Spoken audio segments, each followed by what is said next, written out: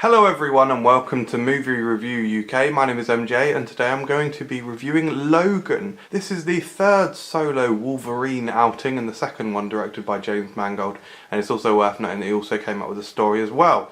So, first of all, let's talk about those review scores. There's been a lot of positive buzz around this movie. I think last time I looked it was sitting around 98% on Rotten Tomatoes, which is obviously a really tremendous score, especially for a superhero movie.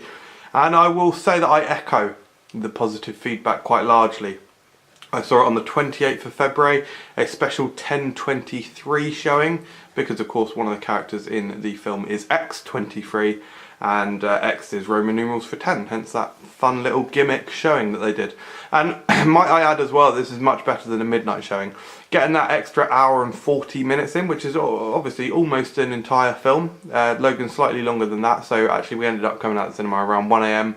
But that's so much better than coming out of the cinema around 3 AM, which is what would usually happen with a midnight showing. So thank you to the company for actually putting that on. I assume it was Fox's idea, obviously. So yeah, Logan. This is supposed to be Hugh Jackman's last outing as Wolverine. That's what he's claimed. And I think it was a really, a very fitting tribute to the character, in fact. I'm not going to really go into spoilers in this. What I will say is the story is really good. I really enjoyed the story, and one of the things that I loved about it was that they seemed to pick up plot points or elements or threads from lots of different kind of Wolverine stories, or not even Wolverine stories actually. So they pick up a small plot point from Civil War and they slightly adapt it, which I think is great. They pick up some elements from Old Man Logan, so there's kind of the overall theme is that of somewhat of a road trip, so, you know, an actual destination and getting there. And also the companionship. In the Old Man Logan comic book, it's about the companionship of Hawkeye, a blind Hawkeye, and Wolverine. And in the movie Logan, it's about Wolverine or Logan and Professor X or Charles Xavier. And there are other similarities between that I won't go into, but that just work really well. X23 is a brilliant character.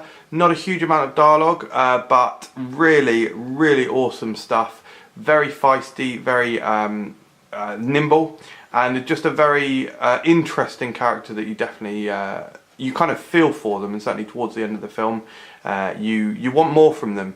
So I hope it's a character that they explore later in some way, shape or form, because of the way that the story goes and where it's set and when it's set. I don't know quite what form that would take, but I do hope that it's something that they explore somehow. The violence in the film is incredible. It's actually what I would expect from a Wolverine film. Wolverine is a character who's got 6 knives coming out of his body, and he's a killing machine. In the comics, he is literally built to be a killing machine, and he is a violent human being. He's a violent character who gets shit done, and so it's nice to see an actual film representation of that, where it is proper violent. In America, this is rated R, so that's for 17-year-olds and above. And I was actually in a lot of scenes, I was somewhat surprised that this scraped a 15 certificate in the UK. Having seen A Cure for Wellness just a few days before, in fact the day before, which had an 18 certificate, I find it difficult to see just exactly what pushed that over the edge and what pushed this one down to 15. There's a lot of blood, a lot of violence, a lot of gore, but it's definitely, it doesn't feel crude or abrasive. It feels very much in keeping with the character, and I'd say it's not done to get a reaction. Although it does get a reaction, it doesn't feel cheap, is what I'm saying. The extended cast of characters, people like Caliban, played by Stephen Merchant, is superb as well. They add their little sprinklings, and the villains in the film are really good as well. They're just intimidating, cool, and they're kind of what you would expect from this kind of film. So it is very gritty, it's quite dark, but it's also got some really nice touching moments in there as well. And it's just a really great road trip movie. With any road trip movie, you would meet characters along the way, and that is certainly what happens in this movie. And they always say it's not about the destination, it's about the journey. Absolutely true with this film.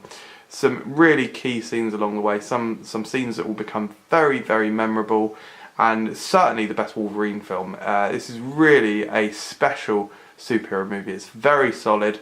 Out of the group that I went with, I was probably actually the person who liked it the least. I'm somewhere between an 8.5 and a 9. I think on a rewatch I would probably give it a 9. So I am going to go with a 9 out of 10. It should be noted that one of my friends even went as far as to say it's a 9.7 out of 10 and he preferred it to Civil War, which is fair enough. It's a very different kind of film to Civil War, but yeah, comes with my high recommendations. What an awesome film. I'm sure you'll go see it anyway, guys. Thank you very much for watching Movie Review UK, and do subscribe to the channel for more videos. Bye.